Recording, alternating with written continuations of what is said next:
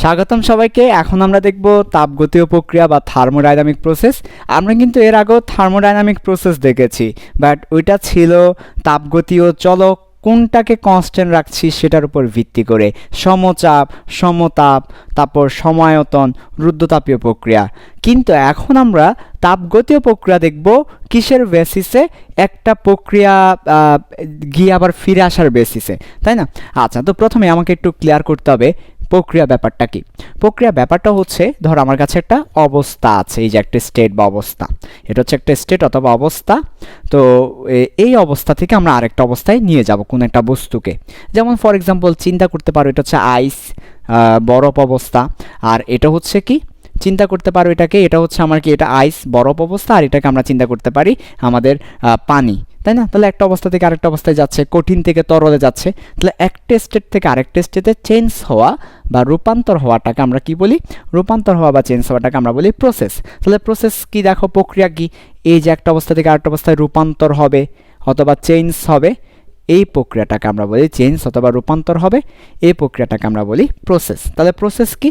একটা স্টেট থেকে আরেকটা স্টেটে রূপান্তর হওয়া বা পরিবর্তন হওয়া, চেঞ্জ হওয়াটাকে আমরা বলি প্রসেস। তাহলে প্রসেস কি ক্লিয়ার?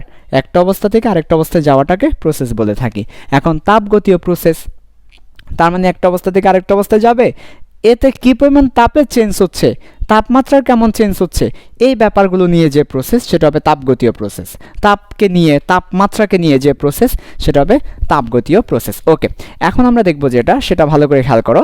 এখন আমরা দেখব এই যে একটা স্টেটে যাবে এবং ফিরে আসবে, এটার বেসিসে তাপগতীয় প্রক্রিয়া কয় ধরনের? তাপগতীয় প্রক্রিয়া এটার বেসিসে দুই ধরনের।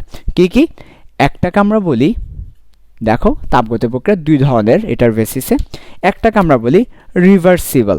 তাহলে একটা হচ্ছে আমার রিভার্সিবল। দেখো তো রিভার্সিবল ওয়ার্ডটাকে ভাঙলে আমরা কি পাই? দুটা শব্দ পাই, একটা হচ্ছে রিভার্স আর একটা হচ্ছে এবল। তাহলে আমরা ভেঙে ফেলি, তাহলে বুঝতে সুবিধা হবে। রিভার্স যোগ এবল, তো রিভার্স যোগ এবল, রিভার্সিবল। তো রিভার্স বলতে বোঝাচ্ছে আমি সামনের দিকে গেলাম, এখন আমি ব্যাক করব, এই ব্যাক করাটাকে রিভার্স বলি আমরা। রিভার্স মানে হচ্ছে ব্যাক করা, ফিরে আসা, রিটার্ন করা। তার মানে রিভার্স এবল, এবল মানে সক্ষম। তার মানে কোনো একটা বস্তু একটা স্টেট থেকে আরেকটা স্টেটে যাবে, আবার ফিরে আসতে পারবে, সেটাকে আমরা বলি রিভার্সিবল। তাহলে এই যে দেখো, এটা হচ্ছে একটা স্টেট, এই স্টেট থেকে সেখানে যাবে, যাওয়ার পর সে আবার ফিরে আসবে, এটাকে আমরা বলি ইনিশিয়াল স্টেট, এটাকে আমরা বলি ফাইনাল স্টেট। তাহলে ইনিশিয়াল থেকে সে ফাইনালে যাবে, আবার সে ফিরে আসবে। তাহলে রিভার্স করলো না, গেল আবার রিভার্স হয়ে ফিরে আসলো, তাহলে রিভার্সে ফিরে আসতে সক্ষম, তাই রিভার্সিবল। তোমরা যদি এটাকে বাংলায় বলো তাহলে কি বলবে?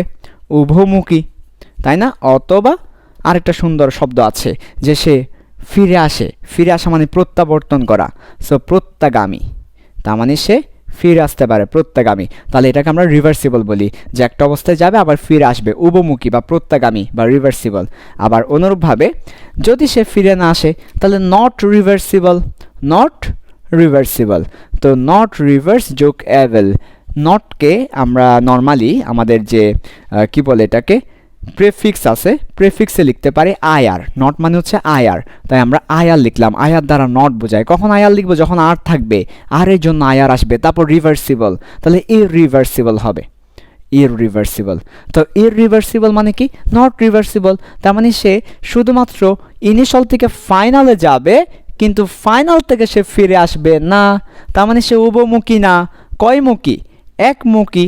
তাহলে আমরা তাকে বলবো ও প্রত্যাগামী, সে তো প্রত্যাবর্তন করছে না, তাহলে সেটা হবে ও প্রত্যাগামী। তাহলে আমার ফিরে আসার উপর ভিত্তি করে তাপগতীয় প্রক্রিয়া দুই ধরনের, একটা রিভার্সিবল বা প্রত্যাগামী, আর একটা ইররিভার্সিবল বা অপ্রত্যাগামী। ওকে, এবার একটা একটা করে বোঝার ট্রাই করব। তাহলে দেখো, আমরা ফার্স্টে ডেফিনেশনে যাব না, প্রথমে ডেফিনেশনে যাওয়াটা উচিত না, প্রথমে আগে বুঝতে হবে ব্যাপারটা, তারপর বোঝার পরে আমরা নিজেরা ডেফিনেশন দাঁড় করাবো, কেমন? ওকে, তাহলে প্রথমে ডেফিনেশনে না গিয়ে ব্যাপারটা বোঝার ট্রাই করি। রিভার্সিবল দিয়ে শুরু করি, কেমন? ওকে, রিভার্সিবল দিয়ে শুরু করি। রিভার্সিবল বাংলায় যদি বলি, প্রত্যাগামী বলা আছে তোমাদের বইয়ে, প্রত্যাগামী। ওকে, কাকে বলবো? ইনিশিয়াল স্টেট, তাহলে কি বলবো? আদি অবস্থা। তাহলে আরেকটা কি থাকবে? ফাইনাল স্টেট, শেষ অবস্থা। ওকে, আচ্ছা, এখন ইনিশিয়াল থেকে সে ফাইনাল স্টেটে যাবে, খুব সুন্দর কথা, গেল, আবার সে ফিরে আসবে, বিপরীতমুখী হয়ে ফিরে আসলো, ঠিক যেভাবে যাবে সেভাবে ফিরে আসবে। তার মানে যেতে যদি তার কিউ পরিমাণ তাপ লাগে, ফিরে আসতেও তার কিউ পরিমাণ তাপ লাগবে, হয়তো প্লাস মাইনাস হবে, অর্থাৎ যাওয়ার সময় যদি সে তাপ গ্রহণ করে আসার সময় সে তাপ বর্জন করবে, যাওয়ার সময় যদি সে তাপ বর্জন করে আসার সময় গ্রহণ করবে, কিন্তু মান সেম হবে। তাহলে কিউ এর যে মান, কিউ এর মানটা সেম হবে। আবার অনুরূপভাবে ডাব্লিউ যাওয়ার সময় যে কাজ করবে আসার সময় সেম কাজ করবে, হয়তো যাওয়ার সময় সিস্টেম কাজ করছে, আসার সময় তার উপর কাজ করা হবে, প্লাস মাইনাসের ব্যাপার আসবে, কিন্তু মান সেম হবে। তাহলে তাপের মান এবং কাজের মান কী হবে? সেম হবে। তাহলে আমরা লিখতে পারি যে রিভার্সিবল প্রক্রিয়ার ক্ষেত্রে ঠিক যেভাবে সামনে যাবে সেভাবে বিপরীতমুখী প্রত্যাবর্তন করবে, ঠিক যেভাবে সামনে যাবে ঠিক সেভাবে ফিরে আসবে, এবং যাওয়ার সময় ফিরে আসার সময় উভয় ক্ষেত্রে কাজের মান, তাপের মান, মান বলেছি ম্যাগনিটিউড, মানটা কি থাকবে? মানটা সেম থাকবে।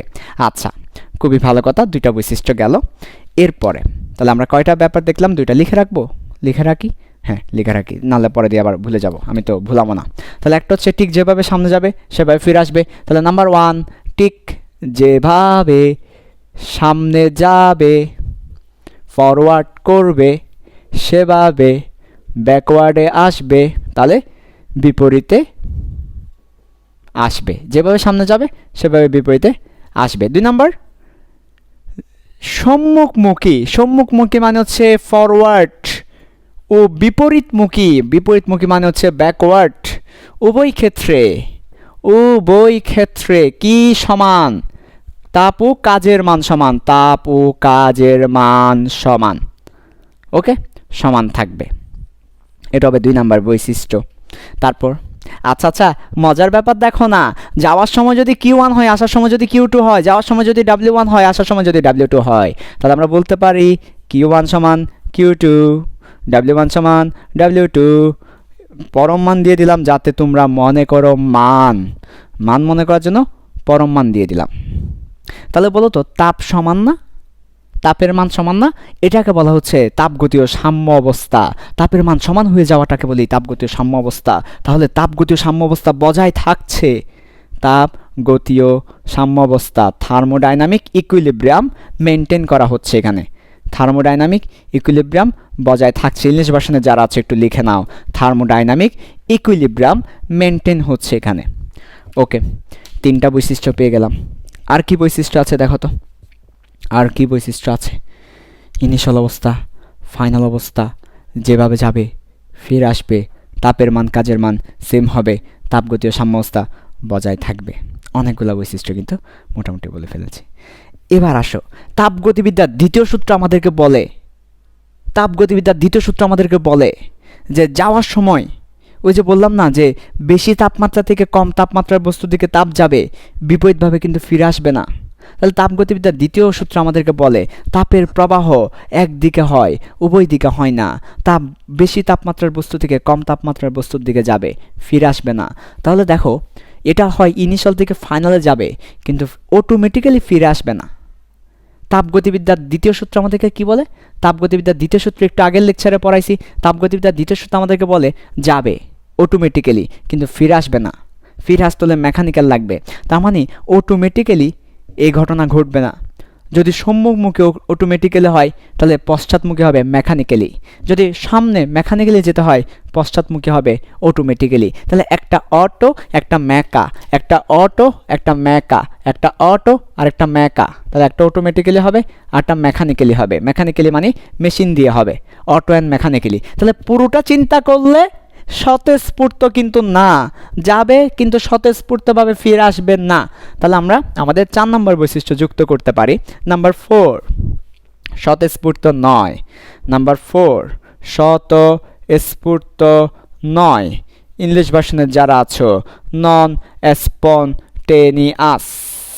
স্পন্টেনিয়াস, স্বতঃস্ফূর্ত কিন্তু না, যাবে কিন্তু ফিরে আসবে না, স্বতঃস্ফূর্ত না।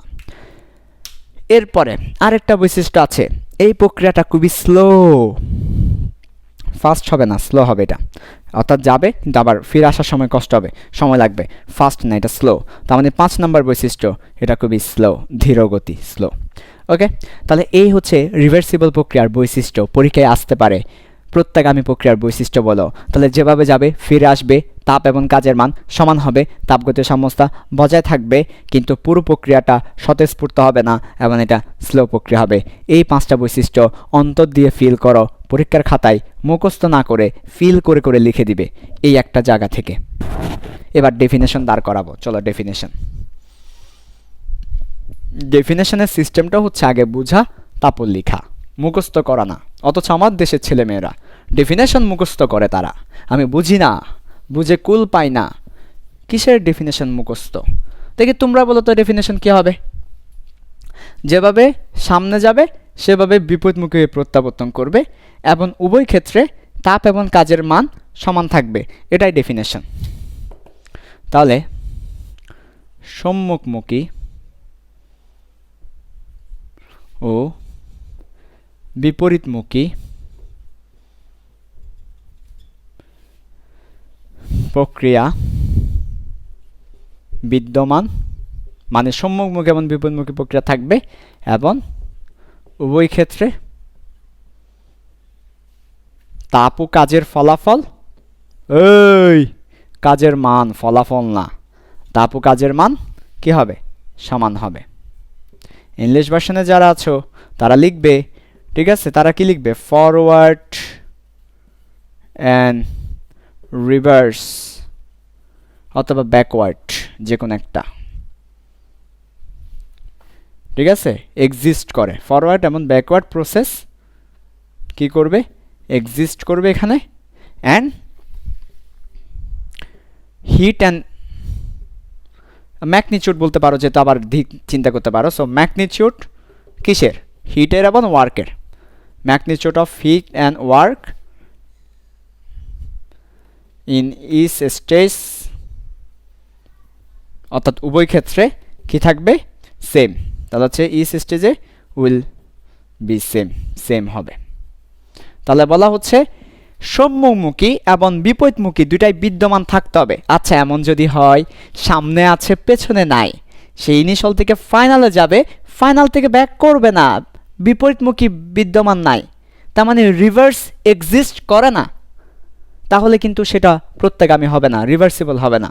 সো আমার ফার্স্টে ডেফিনেশনে বলতে হবে মামা, কি মামা? সম্মুখমুখী এবং বিপরীতমুখী আছে, এক্সিস্ট করে। এরপর উভয় ক্ষেত্রে তাপ এবং কাজের ফলাফল সেম হবে। তাহলে ইন ইচ স্টেজ কোনটা উইল বি সেম?